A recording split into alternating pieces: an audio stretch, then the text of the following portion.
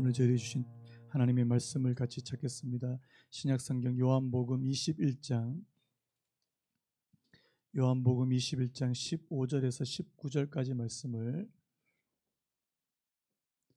우리 한 목소리로 합독하도록 하겠습니다. 요한복음 21장 15절에서 19절까지입니다. 우리 말씀이 그렇게 길지 않으니까요. 우리 15절부터 19절까지 우리 같이 한 목소리로 읽겠습니다. 시작.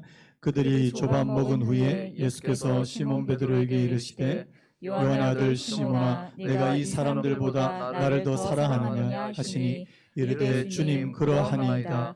내가 주님을 사랑하는 줄 주님께서 아시나이다. 이르시되 내 어린 양을 먹이라 하시고 또 두 번째 이르시되 요한의 아들 시몬아, 내가 나를 사랑하느냐 하시니 이르되 주님 그러하나이다. 내가 주님을 사랑하는 줄 주님께서 아시나이다. 이르시되 내 양을 치라 하시고 세 번째 이르시되 요한의 아들 시몬아, 내가 나를 사랑하느냐 하시니 주께서 세 번째 내가 나를 사랑하느냐 하심으로 베드로가 근심하여 이르되 주님 모든 것을 아시오매 내가 주님을 사랑하는 줄을 주님께서 아시나이다. 예수께서 이르시되 내 양을 먹이라. 내가 진실로 진실로 내게 이르노니 내가 젊어서는 스스로 띠띠고 원하는 곳으로 다녔거니와 늙어서는 내 팔을 벌리리니 남이 내게 띠띠우고 원하지 아니하는 곳으로 데려가리라. 이 말씀을 하시면 베드로가 어떠한 죽음으로 하나님께 영광을 돌릴 것을 가리키심이라. 이 말씀을 하시고 베드로에게 이르시되 나를 따르라 하시니.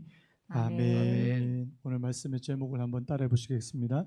실패한 인생에 찾아오시다. 실패한 인생에 찾아오시다. 한 번 더요. 실패한 인생에 찾아오시다. 오늘 부활주일입니다. 주님께서 부활의 은혜가 여러분들에게 충만하게 임하시기를 예수님의 이름으로 축복합니다.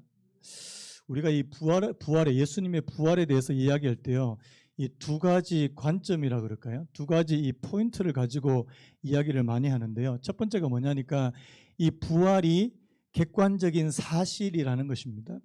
여러분, 부활이 진짜라는 것을 믿으십니까? 이 기독교 신앙은요, 지어낸 이야기, 허구에 기초하는 것이 아니라 역사적이고 객관적인 사실 위에 있다는 사실을 여러분들이 좀 기억하셨으면 좋겠습니다. 제가 예전에 어느 책에서 본 내용인데 2010년입니다. 3월 25일자 뉴스위크지 이 잡지인데 일반 잡지인데요. 이 리사 밀러라고 하는 기자가 이렇게 썼답니다. 한번 들어보실까요? 부활절은 예수가 십자가에 못 박힌 지 사흘 만에 무덤에서 살아난 순환의 마지막 사건을 기념하는 날이다. 복음서는 이 초자연적인 사건이 엄연한 사실이라고 주장한다. 예수는 훗날 모든 제자들이 부활할 수 있도록 죽었다가 다시 살아난 것이다. 이 이야기는 더없이 신실한 신자들의 믿음까지도 흔들리게 만들었다. 솔직히 믿기 어려운 이야기다. 저는 그 마지막 부분이요. 이 이야기는 더없이 신실한 신자들의 믿음까지도 흔들리게 만들었다. 여러분, 부활이 역사적인 사실이라는 사실이 혹시 여러분들의 믿음을 흔들리게 한 거 아닙니까? 다른 거는 믿겠는데 예수님 부활하셨다 죽은 사람이 어떻게 살아나냐, 못 믿겠다는 거예요. 솔직히 믿기 어려운 이야기다. 여러분, 저는 이게 현대인들의 솔직한 심정이라고 그렇게 생각이 됩니다. 죽은 사람이 다시 살아났다고? 그걸 지금 나보고 믿으란 말이냐? 난 지금 이성을 가진 합리적인 사람인데 이게 잘 안 믿어진다는 겁니다. 여러분, 이게 현대인들만의 문제가 아니었거든요. 그 당시에 여러분 1세기 예수님께서 죽으신 후에 그 사도 바울이 복음을 전하는 그 1세기 때도 똑같다는 것을 우리가 성경에서 좀 확인해 볼 수 있는데요. 그 사도행전 26장에 보시면 그 바울이 그 높은 고위층이죠. 이 총독과 왕과 같은 그 사람들에게 예수님의 죽음과 부활에 관해서 이야기하는 것을 볼 수 있습니다. 우리 사도행전 26장 24절 같이 한번 읽어봤으면 좋겠는데요. 사도행전 26장 24절 시작. 바울이 이같이 변명하매 베스도가 크게 소리내어 이르되 바울아 내가 미쳤도다. 네 많은 학문이 너를 미치게 한다 하니. 자, 바울을 보고 뭐라고 얘기합니까? 바울아 내가 미쳤도다. 미쳤다. 네가 많은 학문을 너무 많이 해서 공부를 너무 많이 해서 미쳤구나. 예수님의 죽으심과 부활을 이야기하니까 미쳤다 소리 듣습니다. 여러분 오늘날도 아마 그럴 거예요. 옆에 친한 예수 안 믿는 친구한테 예수님 진짜 살아나셨거든. 너 미쳤구나. 이 소리 분명히 나옵니다. 여러분 그런데요 그 바울이 그 베스도 앞에 나온 이 베스도 총독이 뭐라고 반응한 줄 아십니까? 그 다음에 25절 26절 이렇게 되어 있습니다. 바울이 이르되 베스도 각하여 내가 미친 것이 아니요 참되고 온전한 말을 하나이다. 왕께서는 이 일을 아시기로 내가 왕께 담대히 말하노니 이 일에 하나라도 아시지 못함이 없는 줄 믿나이다. 이 일은 한쪽 구석에서 행한 것이 아니니이다. 그 맨 마지막 부분이에요. 이 일은 한쪽 구석에서 행한 것이 아니다. 여러분 예수님께서 죽었다가 다시 살아나신 것이 그냥 쉬쉬하게 은밀하게 몇 사람에게만 알려진 것이 아니고요. 수없이 많은 사람들에게 그 당시 수없이 많은 사람들에게 알려진 그 사건이었다는 것입니다.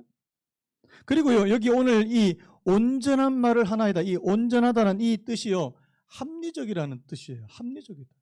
나는 지금 미친 것도 아니고 정신이 이상한 것도 아니고 정신이 발라서 지금 합리적이고 이성적인 말을 하고 있다는 것입니다. 여러분 예수님의 그 죽음이요 이 빈무덤 혹은 목격자들이 보고한 이 부활이라는 그 모든 사건들을 종합해 볼 때 진짜 엄연한 사실이다라는 것입니다. 여러분 오늘 저와 여러분들이 예수님을 믿는 이 신앙, 이 믿음은요 이 사실에 기초하고 있다는 사실을 믿으시기 바랍니다. 예수님 그냥 옛날에 그냥 그 왜 당군 신화처럼요 왜 당군 그 할아버지가 뭐 했다고 막 그런 것처럼 믿는 그런 게 아니에요. 우리의 믿음은 팩트입니다. 팩트. 사실에 기초한 믿음이라는 사실을 우리가 먼저 이 부활에 관해서 조금 알 필요가 있다는 사실입니다. 자, 이게 한 가지 관점, 한 가지 포인트고요. 또 한 가지 포인트는 그렇다면 그 사건, 그 역사적인 사실이 오늘 저와 여러분들한테 무슨 의미가 있느냐는 겁니다. 예수님의 부활이 역사적인 사실이다면 오늘 저와 여러분들의 삶과 인격에 중대한 변화를 가지고 오고 있느냐는 것이죠. 여러분 역사적으로 중요한 사건 많이 있지 않습니까? 뭐 있습니까? 이순신 장군이 그 한산 대첩에서 왜군을 물리쳤다. 역사적으로 굉장히 중요해요. 근데 오늘 그게 저와 여러분과 무슨 상관이 있습니까? 요즘에 선거철이라서 루비콘 강을 건넜다 이런 표현 많이 나오는데요. 그 율리우스 카이사르 그 시저 아시죠? 시저가 루비콘 강을 건넜다. 그게 오늘 저와 여러분과 무슨 상관이 있습니까? 그 사람이 루비콘 강을 건넌 일이 우리가 믿든지 믿지 않든지 상관없이 우리의 삶은 별로 달라지지 않아요. 그런데요, 부활하신 주님을 오늘 저와 여러분들이 믿느냐 믿지 않느냐는 우리 삶에 중대한 변화를 가져온다는 사실입니다. 엄청난 변화를 가져올 수 있다는 사실이에요. 부활하신 주님을 인격적으로 만나서요, 믿음으로 그분과 연합하게 되면 말할 수 없는 은혜와 소망을 가질 수 있다고 그렇게 말씀합니다. 제가 오늘 이 설교를 준비하다가 그 책 한 권을 읽게 됐는데요. 팀 켈러 목사님입니다. 제가 팀 켈러 목사님 책을 좀 좋아하긴 하는데요. 이분이 쓰신 이번에 그 따끈따끈한 책이 바로 지난주에 나온 책인데 부활을 입다라는 책이 나왔습니다. 너무 좋은 책이에요. 그런데요, 제가 이 책을 보다가 이분이 이 책을 쓴 상황에 대해서 좀 알게 됐는데요. 이분이 이제 책을 집필하려고 딱 시작했을 때 무슨 일이 벌어졌냐니까 개인적으로 췌장암 판정을 받으신 거예요. 췌장암. 여러분 암 가운데서 췌장암은 굉장히 좀 이 예후가 좋지 않은 그런 암 아닙니까? 그 다음에 이분이 이제 작년에 책을 쓰셨는데 작년에 책을 쓰기 시작할 때 이 코로나 팬데믹이 터진 거예요. 우리나라도 지금 심하지만 미국 같은 경우에는 매일 사람들이 수백 명, 수천 명씩 죽어나가는 그런 상황 가운데 이 책을 쓰기 시작하셨다는 것입니다. 이분이 이런 말 하더라고. 한번 들어보시겠습니까? 이런 암흑기에 글을 쓰노라니 예수님의 부활에 담긴 위로와 능력이 내게 새로운 깊이로 다가왔다. 새로운 깊이를 띄었다. 다만 이 책을 쓰면서 하나님의 인도하심과 도우심을 가장 많이 느꼈다. 여러분, 예수님의 부활이 믿어지신 이 목사님도 책을 쓸 때 하나님의 인도하심과 도우심을 가장 많이 느꼈다. 여러분, 영향을 받은 거 맞습니까? 오늘 부활의 주님이 오늘 저와 여러분들의 삶에 영향이 있습니까? 잘 모르겠는데요. 이러면 곤란하다는 것입니다. 그래서 그 책의 부제가 뭐라고 되어 있냐니까 인생 단 하나의 희망, 하나님의 위대한 반전. 부활을 뭐라고 표현했냐니까요. 인생 단 하나의 희망. 여러분, 예수님의 부활이 오늘 저와 여러분들에게 희망이 되시기를 바랍니다. 반전이 되었으면 좋겠습니다. 제가 왜 이런 말씀을 드리냐니까요. 오늘 우리가 읽은 이 본문에 나와 있는 한 사람. 누굴까요? 베드로입니다. 베드로. 이 베드로라는 사람이 부활하신 예수님을 만남으로 인해서 이 희망과 반전을 경험했거든요. 여러분, 베드로 어떤 사람입니까? 베드로 하면 여러분 잘 아시는 예수님의 가장 수제자라고 그러고 예수님을 가장 충실하게 따랐다고 말하는 그런 제자였는데요. 여러분, 우리 이번 고난주간 제가 베드로에 대해서 말씀 잠깐 드렸습니다. 가장 큰 실패를 한 사람이에요. 부활하신 그 주님을 만나기 전에 이 베드로는 예수님의 제자였지만 가장 큰 실패를 경험한 사람이에요. 그러다가 부활하신 주님을 다시 만나게 된. 그래서 주님께서 그에게 다시금 기회를 주시는. 저는요, 주님이 참 좋은 게요. 우리가 만약에 뭘 하다가 한번 실패했어요. 주님이 딱 나타나신, 다시는 하지 마. 한번 가만 놔둬. 용서 못해. 이랬으면 우리는 다 주눅이 들 거야. 한번 실패했다고. 다시는 오지 마. 너 나 따라오면 큰일 난다. 그랬으면 아마 다 주눅이 들었을 거야. 그런데요, 저는요, 주님이 2번 기회 주시는 분이신 줄로 믿습니다. 한번 따라해볼까요? 주님은 2번 기회 주시는 분이시다. 믿으십니까? 내가 실패했을 때도요. 내가 좀 잘 못했어요. 내 인생이 한번 추락했어요. 그런데 그것이 끝이 아니라는 사실입니다. 제가 이번 고난주간 때 이 베드로에 대한 내용들을 조금 말씀을 좀 드렸는데요. 그 부분을 조금 설명을 드리려고 합니다. 그 마태복음 26장에 보시면 마지막 만찬에서 예수님께서 이제 자신의 죽음이 임박했을 때 제자들한테 이런 말씀하십니다. 26장 31절 32절 한번 같이 한번 읽겠습니다. 31절 32절 시작. 그때 예수께서 제자들에게 이르시되 오늘 밤에 너희가 다 나를 버리리라. 기록된 바 내가 목자를 치리니 양의 떼가 흩어지리라 하였느니라. 그러나 내가 살아난 후에 너희보다 먼저 갈릴리로 가리라. 예수님께서 뭐라고 말씀하세요? 자, 기록된 바 내가 목자를 치리니 양의 떼가 흩어지리라. 그 앞에서요. 너희가 다 나를 버리리라. 오늘 밤 얘기예요. 지금 저녁에 오늘 밤에 너희가 나를 버릴 거야. 자, 그 근거로요. 기록된 바입니다. 이거 구약에 예언된 말씀이라는 사실입니다. 스가랴서에 예언된 말씀이에요. 내가 목자를 치리니 양의 떼가 흩어지리라. 이거 예언된 말씀이거든요.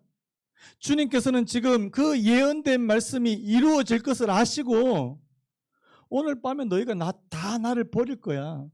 자, 베드로가 뭐라고 대답합니까? 33절 이렇게 되어 있습니다.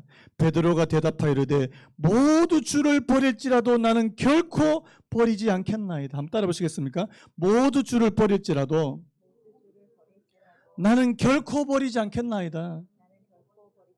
35절에 이렇게 되어 있더라고요. 베드로가 이르되 내가 주와 함께 죽을지언정 주를 부인하지 않겠나이다 하고 모든 제자도 그와 함께 말하니라. 여러분, 무슨 자신감이에요? 근거 있는 자신감이 있고요. 근거 없는 자신감이 있는데요. 여러분, 무슨 자신감이에요? 얼마나 자신 있게 큰 소리를 쳤는지 모릅니다. 자, 이 자신감이 얼마 갈까요? 몇 시간 못 간다는 사실이에요. 나중에 바로 그 같은 장입니다. 26장에 그 맨 끝에 74절에 보니까 이런 말씀이 있더라고요. 그가 저주하며 맹세하여 이르되 나는 그 사람을 알지 못하노라 하니 곧 닭이 울더라. 자, 주님의 말씀대로 됐습니까? 안 됐습니까? 됐다는 거예요. 예수님을 한 번도 아니고요, 두 번도 아니고요, 세 번이나 모른다고 부인하고요. 자, 부인만 한 것으로 끝난 게 아니라 저주까지 퍼부으면서요. 제가 어느 자료를 보니까 구경꾼들한테 이 자신이 예수님을 따르는 제자가 아닌 것을 입증할 수 있는 가장 좋은 방법이 저주를 하는 거래요. 왜냐하니까 그 당시에 그 중동의 문화에서는요, 제자는 스승한테 절대로 저주를 할 수 없다는 겁니다. 제자라면 자신을 가르쳐 준 그 선생님에게 절대로 저주를 퍼부을 수 없다는 거예요. 그런데 베드로는 지금 자기 목숨을 건지려고 저주를 퍼부고 있습니다. 자, 베드로가 뭐라고 느꼈을까요? 무슨 진실을 깨달았을까요? 아, 나는 예수님의 참된 제자가 아니구나. 아니구나. 베드로는요, 3년 동안 자기는 열심히 예수님 따라서 자기는 예수님을 너무나도 잘 따르는 제자인 줄 알았다는 겁니다. 아니에요. 왜 이런 지경에까지 이르렀냐는 겁니다. 제가 원인을 한번 한 두 가지 정도로 좀 분석을 해봤는데요. 첫 번째 한번 따라 보시겠습니까? 베드로는 깨어 기도하지 못했다. 자, 마태복음 26장 41절을 한번 읽어보겠습니다. 26장 41절 시작. 시험에 들지 않게 깨어 기도하라. 마음에는 원이로되 육신이 약하도다 하시고. 여러분, 예수님께서 십자가를 지시기 전에 겟세마네로 올라가실 때 베드로를 비롯한 제자들을 데리고 가신 이유가 있었습니다. 바로 그들 앞에 놓여 있는 시험이 있다는 거예요. 누가복음 22장 31절에도 이렇게 되어 있습니다. 시몬아 시몬아 보라, 사탄이 너희를 밀가부르시 하려고 요구하였으나. 여러분, 십자가는요, 예수님한테만 시험거리가 아니고요, 제자들한테도 엄청난 시험이었다는 사실입니다. 그런데 예수님에게는 뭐가 있었어요? 겟세마네의 기도가 있었죠. 지금도 좀 졸리는 분들이, 눈을 감고 계시는 분, 어서 깨어서 좀 깨어나세요 좀. 어떤 분이 목사님 그래도 예배당에 와서 조는 건 그래도 좋은 거 아닙니까? 왜? 그래도 이제 제가 싫어서 졸고 있는 건 아니잖아요. 그 말에 제가 위로를 받았습니다. 여러분, 그런데 깨어 계세요. 깨어 있지 못하니까요. 여러분, 예수님께서 너희가 한 시간도 못 깨었느냐? 하나님 앞에 깨어서 예수님은 그렇게 기도하고 예수님은 십자가를 지셨어요. 그런데 베드로는 실패했다는 사실입니다. 여러분, 많은 사람들이 착각하는 게 있습니다. 뭔지 아십니까? 내가 마음만 먹으면 잘할 수 있다. 난 마음만 먹으면 신앙생활 그까짓 거, 난 마음만 먹으면 잘할 수 있다. 거짓말입니다. 여러분, 그 마음을 먹게 하시는 분도 하나님이십니다. 믿으시는 분 하면요. 그런 마음이 생기는 것 자체가 하나님의 은혜라는 사실입니다. 내가 마음먹은 대로 내가 잘 될 것 같으면요, 다 바울과 같은 사람, 다 그런 사람 될 거예요. 여러분, 교회도 마음만 먹으면 잘 출석할 수 있다. 거짓말입니다. 하나님께서 여러분들의 발걸음을 인도해 주시지 않으면 한 사람도 이 자리에 올 수 없어요. 믿으시는 분 아멘 하십시오. 여러분, 이 영적인 것을 좀 아셨으면 좋겠어요. 제가 보니까 영적인 공격이 있다는 사실을 좀 아셨으면 좋겠더라고요. 제가 이번에 제자 훈련하면서 무슨 얘기인지 아십니까? 여러분들이 뭔가 좀 이제 열심을 품고 제자 훈련하려고 하면 반드시 방해가 있을 거라고. 반드시 방해 있을 거라고. 뭐 자녀들이 아프건 뭐 집안에 무슨 일이 생기건 자꾸 그런 일이 생깁니다. 그 이유가 뭔지 아십니까? 여러분들 그거 못하게 하려고 하는 거, 못하게 하는 거예요. 사탄의 존재를 그냥 무시하시면 안 됩니다. 여러분, 사탄은요, 할 수만 있으면 오늘 저와 여러분들은 낙심의 자리로 빠지게 만듭니다. 때로는 게으름을 피게 만들고, 때로는 바쁘게 만들고요. 때로는 마음에 막 좌절을 주고요. 그래서 여러분 착각하지 마세요. 내 힘으로 할 수 있다 착각하지 마십시오. 깨어서 기도하셔야 된다는 사실입니다. 이 첫 번째 원인이에요. 두 번째 원인은요, 이 베드로는요, 잘못된 비교의식이 있었어요. 베드로는요, 항상 다른 사람하고 비교해서 자신의 정체성을 찾으려고 했는데, 자, 마태복음 26장 33절 다시 한번 보시면요, 베드로가 대답하여 이르되 모두 주를 버릴지라도, 자, 여기서 뭘 할 수 있습니까? 모두 주를 버릴지라도 나는 버리지 않겠습니다. 나는 다른 사람과 다릅니다. 베드로는 항상 그랬어요. 나는 모든 제자들보다 내가 1등입니다. 내가 최고입니다. 그 배제와 포용이라고 하는 되게 유명한 책이 있는데요. 그 책에서도 가인과 아벨을 이렇게 분석했어요. 가인이 왜 아벨을 죽였을까? 그 책에 보니까 이렇게 돼 있더라고요. 가인은요, 아벨과 자신을 비교할 때만 자존감이 생기는 거예요. 아, 그래도 내가 쟤보다는 나아. 쟤보다는 나아. 근데 하나님은 누구를 인정해 주세요? 가인을 인정해 주십니까? 아벨을 인정해 주십니까? 아벨을 더 인정해 주시는 거예요. 그러니까 견딜 수가 없는 거예요. 그래서 죽였다는 거예요. 저는 이 비교의식이에요. 이 병든 비교의식이에요. 내가 그래도 쟤보다는 낫잖아요. 아, 목사님 그래도 제가 김집사보다는 낫잖아요. 여러분, 다른 사람과 비교하지 않는 은혜가 있기를 바랍니다. 여러분들이 굳이 비교하시려면 1년 전에 여러분들의 모습과 비교 한번 해보십시오. 나아지셨습니까? 못해졌는데요. 왜? 코로나 1년 겪고 나서 뭐 믿음 다 떨어졌는데요. 여러분, 여러분들의 과거의 여러분들의 모습과 비교해 보십시오. 과거의 여러분들의 모습이요. 나아지고 있습니까? 주님을 더 사랑하고 있습니까? 내 안에 주님께서 주신 은혜가 충만합니까? 아니면 점점 사라지는. 요즘 코로나 때문에 사람들이 이 예배라고 하는 형식 자체가 이제 희미해져 버려요. 이제 예배 이게 예배인지 아닌지, 이게 화면만 들여다보고 있으니까 이게 예배인지 아닌지. 나중에 이렇게 막 누워서도 보고 이제 밥 먹으면서도 보고 예배인지 아닌지 이게. 여러분, 형식이 무너지면 내용도 무너지거든요. 오늘 그 온라인으로 들으시는 분 지금 저를 보십시오. 여러분, 형식이 무너지면 내용도 무너져요. 하나님 앞에 진짜 여러분 처음에 우리 온라인 예배 드릴 때 여러분 기억나십니까? 여러분 아마 집에서 아마 깔끔한 옷 단장하고 막 이렇게 막 긴장하면서 예배 드렸을 거예요. 근데 그게 1년이 지나 보십시오. 어떻게 되는지. 이렇게. 아니면 나중에 그냥 밤에 그냥 잠깐 설교만 듣고 아, 예배 끝. 이렇게 되기 쉽다는 사실입니다. 내 과거의 모습과 내 자신을 비교했을 때 나아지고 있나? 아니면 자꾸만 다른 사람과 내 자신을 비교했어요. 내가 그 사람보다 조금만 나으면 교만해지고 조금만 못하면 열등감에 빠져버리는. 여러분 오늘 이 베드로를 보면요, 실패한 제자입니다.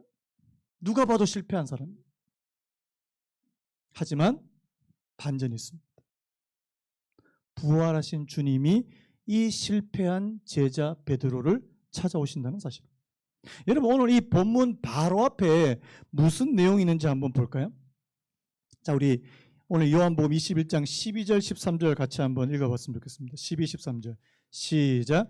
예수께서 이르시되 와서 초반을 먹으라 하시니 제자들이 주님이신 줄 아는 고로 당신이 누구냐 감히 묻는 자가 없더라. 예수께서 가셔서 떡을 가져다가 그들에게 주시고 생선도 그와 같이 하시니라. 여러분들이 그 요한복음 21장을 집에 가셔서 한번 곰곰이 읽어보시면 뭘 느끼실 수 있냐니까 지금 이 부활하신 예수님과 제자들 사이에 굉장히 어색해요. 어색한 게 당연하죠. 왜요? 예수님 마지막 십자가 달리시기 전에 제자들 다 주님을 다 버리고 다 도망갔거든요. 그런데 그 주님하고 다시 만났어요. 반갑기도 하겠지만 어떻습니까? 굉장히 어색합니다. 그때 주님께서 먼저 손을 내미십니다. 오늘 말씀 보니까 저는 가슴이 뭉클해요. 와서 조반을 먹으라. 야, 밥 차려놨어. 밥 먹어. 제가 오늘 이 말씀 보면서 우리 집 사람이 딱 생각이 나더라고요. 애들이 진짜 죄송한데 오늘 되게 말 안 듣거든요. 말 안 들을 때가 있거든요. 말 안 들을 때도요, 밥은 차려줘요. 와서 밥 먹어! 이게 아니고 와서 밥 먹어. 저는 이게 먼저 손을 내미는 행동이라고 생각이 되거든요. 여러분, 이 주님께서 베드로에게 먼저 찾아오셔가지고요, 친히 밥을 차려주시, 밥상을 차려주시. 떡을 가져다가 또 생선을 구워다가 그들과 같이 먹기를 원하고 같이 교제하기를 원하고. 여러분, 우리가 믿는 주님은 바로 이런 분이신 줄로 믿습니다. 우리가 믿는 주님이에요. 위로해 주시는 거예요. 그런데 이 위로만 있는 건 아닙니다. 자, 오늘 말씀을 오늘 본문을 좀 더 살펴보려고 하는데요. 자, 이 주님께서 그저 베드로에게 위로만 주시는 게 아니고요, 자신의 실상을 직면하게 만드십니다. 자, 이걸 우리 15절 말씀, 오늘 본문 15절 같이 다시 한번 읽어봤으면 좋겠습니다. 시작. 그들이 조반 먹은 후에 예수께서 시몬 베드로에게 이르시되 요한의 아들 시몬아 네가 이 사람들보다 나를 더 사랑하느냐 하시니 이르되 주님 그러하나이다. 내가 주님을 사랑하는 줄 주님께서 아시나이다. 이르시되 내 어린 양을 먹이라 하시고. 주님께서 베드로에게 질문 한 가지를 하십니다. 네가 나를 사랑하느냐? 이 질문을 몇 번 하세요? 3번이나 하십니다. 나중에는 이 17절에 보니까 3번째는 이 베드로가 근심했다는 거예요. 근심. 도대체 예수님께서 왜 내게 3번이나 똑같은 질문을 하실까? 아까 제가 그 팀 켈러 목사님 책 얘기했는데 이 팀 켈러 목사님이 이렇게 한번 설명합니다. 들어보시기 바랍니다. 그분이 베드로를 불 앞으로 이끄셨는데 그가 예수님을 3번 부인한 것도 불 주변이었대요. 또 예수님은 베드로에게 그분을 사랑하느냐고 3번 물으셨대. 또 예수님은 그가 그분을 부인한 횟수도 똑같이 3번이었대. 복음서를 읽고 예수님의 성품을 본 사람은 누구나 분명히 알겠지만 이는 굴욕감을 주기 위해서가 아니었다. 예수님은 베드로가 그 자신의 실상을 보고 알기를 원하셨다. 베드로를요, 불 옆으로 인도하셨어요. 왜? 자기가 불 옆에서 부인했거든요. 그리고 3번 물으셨어요. 왜? 베드로가 3번 부인했거든. 자신의 실상, 네가 어떤 연약한 모습을 가지고 있는지 실상을 직면하게 깨닫게 만드셨다는 사실입니다. 여러분, 오늘 저와 여러분들의 연약한 모습을 내가 깨닫게 될 때 그때서 진정한 변화가 일어나게 될 줄로 믿습니다. 회개는 거기서 나요. 사도 바울이 자기를 보면서 나는 공고한 사람이로다.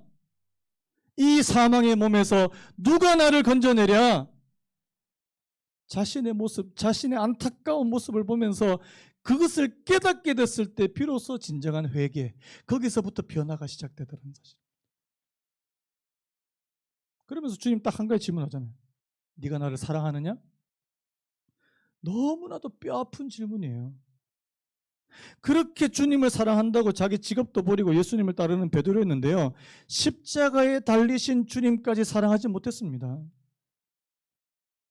신명기 6장 4절 5절 이런 말씀이 있습니다. 이스라엘아 들으라. 우리 하나님 여호와는 오직 유일한 여호와시니 너는 마음을 다하고, 한번 따라해볼까? 너는 마음을 다하고 뜻을 다하고 힘을 다하여 내 하나님 여호와를 사랑하라. 그렇게 사랑하시기 바랍니다. 많은 사람들이. 뭐 그렇게까지 사랑할 필요가 있나? 내가 마음을 다하고 뜻을 다하고 힘을 다하면서까지 그분을 사랑할 필요 있나? 아직까지 우리가 그분을 그렇게까지 사랑하지 않으면 내 자신을 더 사랑하는 것입니다. 제가 지난주도 그 부자 청년 얘기했잖아요. 네 재산을 다 팔아서 가난한 사람들에게 나눠주고 너는 나를 따르라. 못 파는 거예요. 왜? 아직까지도 내가 주님을 그렇게까지 사랑하진 않거든요. 여러분, 주님은요, 오늘 저와 여러분들의 이 연약한 부분, 오늘 저와 여러분들의 악한 부분을 찌르십니다. 주님의 말씀은요, 우리 그냥 말랑말랑하게 위로만 주시는 거 아닙니다. 여러분들의 폐부를 찌르세요. 믿으십니까? 하나님의 말씀은 살았고 운동력이 있어서 좌우에 날선 검과 같대요. 여러분들 찌를 겁니다. 여러분, 하나님의 말씀에 찔림이 있어야 돼요. 없으면 여러분 아직까지 하나님의 말씀의 능력을 경험하지 못한 겁니다. 하나님의 말씀은 교훈과 책망과 바르게 함과 의로 교육하기 유익하다고 말씀합니다. 여러분, 하나님의 말씀 여러분 책망해요. 받으십시오. 거기서부터 시작되더라고요. 예전에 베드로였다면요, 네가 나를 사랑하느냐 그러면 자신 있게 대답했을 거예요. 물론이죠, 주님. 말하나 마나 내가 주님 사랑하는 거 뭐 다른 사람보다 다 더 사랑합니다. 그런데 베드로 지금 그렇게 얘기 안 해요. 주님이 하십니다. 겸손해졌습니다. 자기 자신의 실상을 깨닫고 하나님 앞에서 자기를 낮추고 겸손해졌습니다. 내가 주님을 사랑하는 줄 주님께서 아십니다. 여러분, 아직까지 우리가 우리 자신을 너무나도 잘 안다고 생각하면요, 그건 아직까지 주님을 잘 모르는 겁니다. 나보다 나를 더 잘 아시는 분은 주님이십니다. 한번 따라해 볼까요? 나보다 나를 더 잘 아시는 분은 주님이십니다. 오늘 성찬식이 있어서 좀 말씀을 조금 줄이려고 하는데요. 그래서요, 오늘 이 베드로에게 주님께서 두 가지 사명을 주세요. 두 가지 사명. 첫 번째, 바로 양떼를 먹이는 사명을 주신다는 사실입니다. 자, 우리 16절만 다시 한번 읽어볼까요? 16절 시작. 또 두 번째 이르시되 요한의 아들 시몬아 내가 나를 사랑하느냐 하시니 이르되 주님 그러하나이다. 내가 주님을 사랑하는 줄 주님께서 아시나이다. 이르시되 내 양을 치라 하시고. 자, 15절에 이렇게 됐습니다. 내 어린 양을 먹이라. 16절에 내 양을 치라. 17절에 내 양을 먹이라. 여러분, 저는 이 말씀을 보면서 참 하나님의 은혜, 주님의 은혜가 참 크다는 생각이 들지 않습니까? 실패했어요. 주님과 함께 십자가까지 가는 거 실패했습니다. 못했습니다. 그래서 주님을 부인하고 저주하고 도망쳐버린 제자입니다. 그런데 그 부활의 주님은 그 베드로에게 내 양을 먹여다오. 내 양을 쳐다오. 주님은요, 이 실패한 이 베드로를 다시 회복시키셔서 그에게 새로운 사명을 주시는 분이시라는 사실을 기억하시기를 간절히 바랍니다. 여러분, 오늘 저는요, 이 말씀 보면서요, 저도 실패한 사람이잖아요. 저도 한 번은 목회자가 되기 싫어서 예수님 나 목회자 되기 싫다고 막 도망간 적도 있고 안 하려고 한 적도 있고요. 그런데요, 그 주님은 저희들에게 다시금 찾아오시고 다시금 은혜를 베푸시고, 여러분, 오늘 저와 여러분들의 삶에 실패가 있을 때도 주님은 다시금 찾아오시고 다시금 찾아오시고 부활의 주님인 줄로 믿습니다. 베드로가 그 주님을 만나고 변화된 줄로 믿습니다. 진짜 제자가 된 줄로 믿습니다. 또 한 가지 사명을 뭐 주신 줄 아십니까? 오늘 18절 말씀 보십시오. 내가 젊어서는 스스로 띠뛰고 원하는 곳으로 다녔거니와 늙어서는 내 팔을 벌리리니 남이 내게 띠뛰고 원하지 아니한 곳으로 데려가리라. 젊어서는요, 내가 원하는 대로 했어요. 내 마음대로 했어요. 그런데요, 이 베드로가 이 부활의 주님을 만난 후에는요, 이제는 자기 마음대로 못합니다. 십자가의 길을 가게 됩니다. 여러분, 십자가의 길은 바로 자신을 부인하는 길입니다. 믿으시는 분 하면요. 그래서 여러분, 예수님을 믿는 오늘 저와 여러분들의 신앙의 정점이 뭔지 아십니까? 한번 따라해 보시기 바랍니다.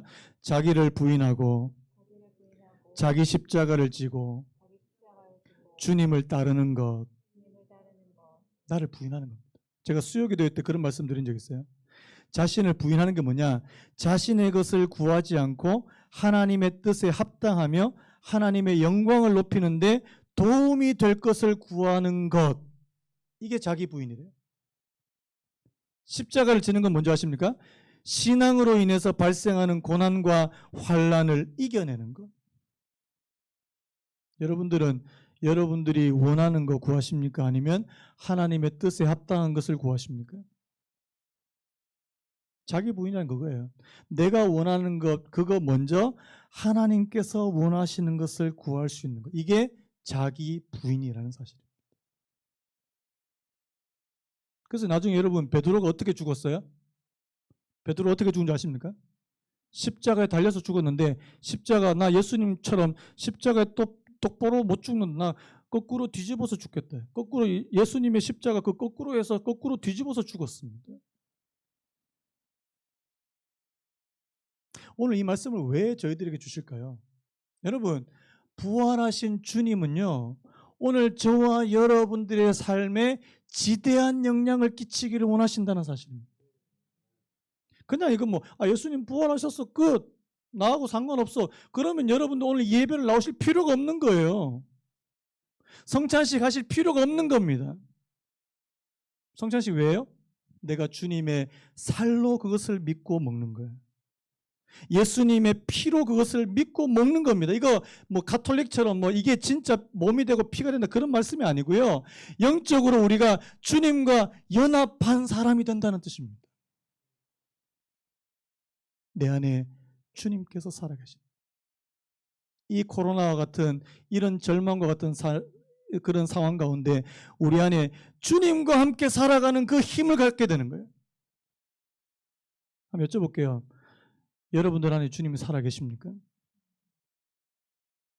옛날에 제가 어렸을 때 주일학교 때 불렀던 찬양이 주님 내 안에 계시니까 나는 괜찮아요. 그때 우리 율동 이렇게 했어요. 주님 내 안에 계시. 주님 여러분 안에 계시냐 한번 보세요. 지금 안 계시는데요?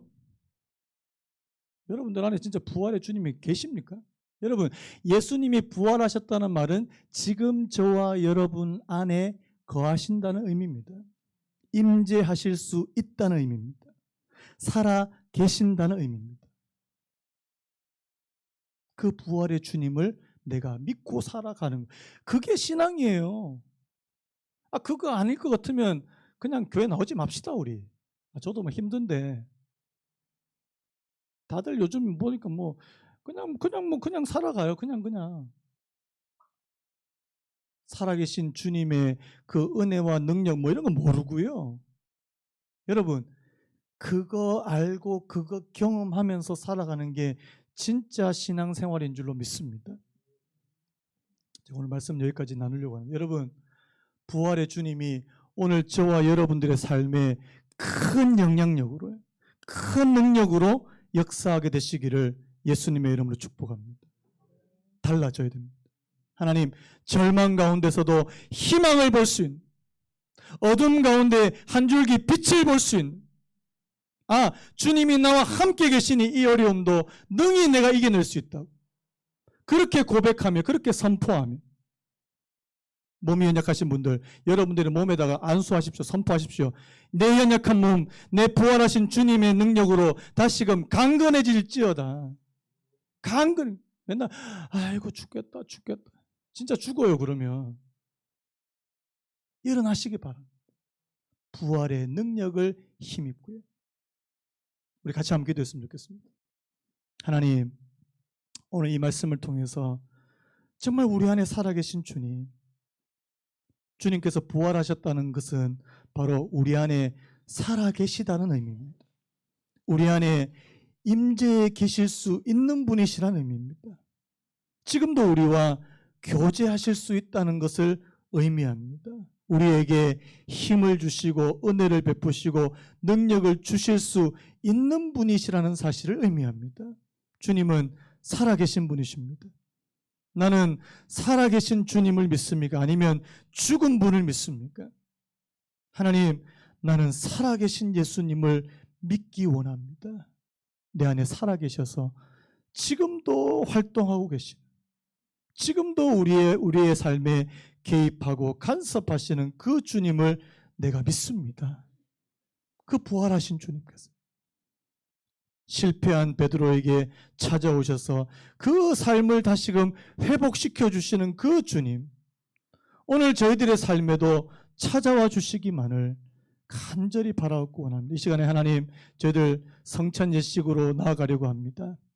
주님의 살과 피를 먹고 마시기 원합니다. 내 안에 주님께서 살아계심을 믿는 마음으로, 또 살아서 역사하시기를 바라는 마음으로 그 떡과 포도주를 받기를 원합니다. 하나님, 은혜 베풀어 주옵소서. 모든 말씀 예수님의 이름으로 기도드리옵나이다. 아멘. 이 시간 우리 바로 이어서